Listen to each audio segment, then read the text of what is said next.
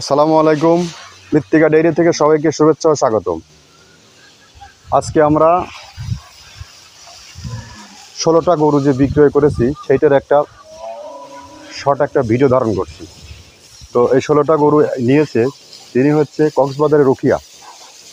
এখানে ঈদের পরবর্তী সময় থেকে কন্টিনিউয়াসলি গরু কেনা বেচা হচ্ছে।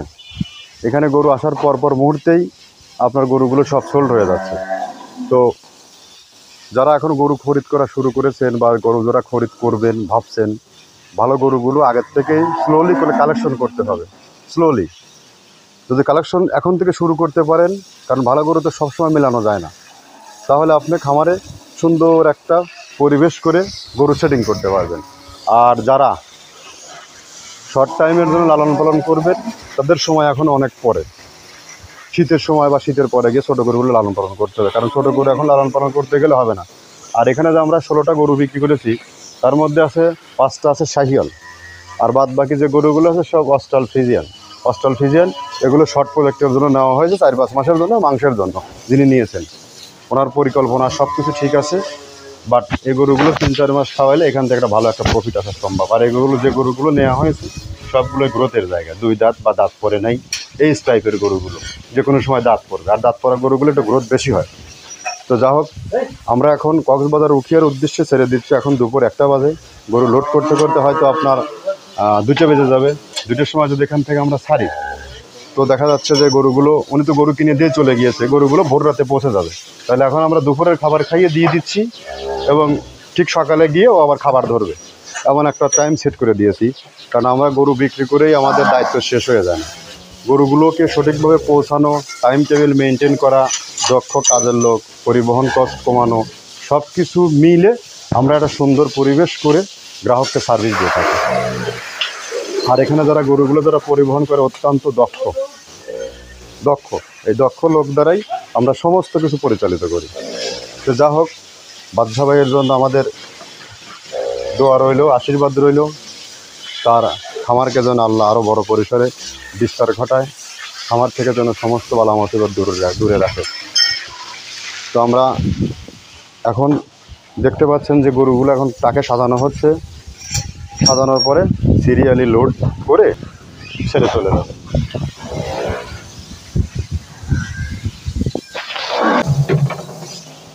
একজন কাস্টমার যখন দেশের অনেক দূর থেকে যখন আসে, তাকে যদি আপনি গরু বিক্রি করার পরে সমস্ত দায়ভার ছেড়ে দেন, হবে না। এটা গরু বিক্রি করার পরে দায়িত্ব আমাদের শেষ হয়ে থাকে না। আপনি যখন একজনের কাছে গরু বিক্রি করবেন, কিছু নিয়ম আছে, ক্রেতাকেও বলি বিক্রেতাদেরকেও বলি, যেহেতু আমরা কন্টিনিউয়াসলি এর উপর নির্ভরশীল।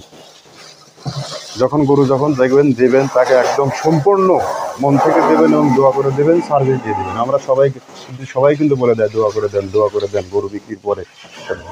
ভাষায় কিন্তু একটা থেকে যায়, ভাই দোয়া করে দেন।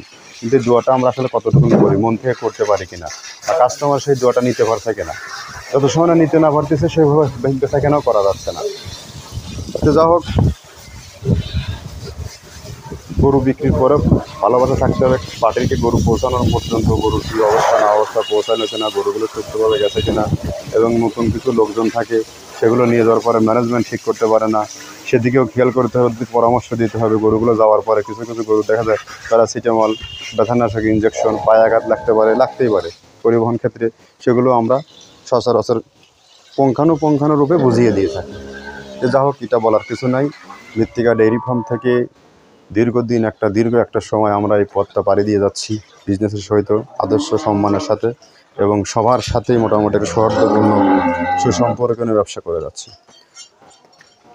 এখানে তো সিংহভাগ লোকে এখানে আসে না, বিশ্বস্তের সাথে গরু নিয়ে এনে চলে যায়। কথা দীর্ঘায়িত করব না। নেক্সট আবার নতুন গরু নিয়ে আসলে বিক্রির উদ্দেশ্যে আবার প্রোগ্রাম দেওয়া হবে, গরুগুলো দেখানো হবে। যদি কেউ চান গরু, কারো পছন্দ থাকলে ফোন দিয়ে জানাবেন, আমাদের এই কোয়ালিটির গরু লাগবে, এইটা লাগবে, মাংসের গরু লাগবে, সর্বোচ্চ সুন্দর গরু লাগবে, এভারেজ কোয়ালিটির গরু লাগবে, সব গরুরই আমরা সার্ভিস দিয়ে থাকবো। ধন্যবাদ, সবাই ভালো থাকবেন। আর এই ফার্মের অবস্থানটা কিন্তু আমি বলে দিই, পাবনা জেলার ভাঙ্গুড়া থানায়। আর আমাদের যে ফিড মিল আছে এর সাথে দুটোই চলছে আর কি।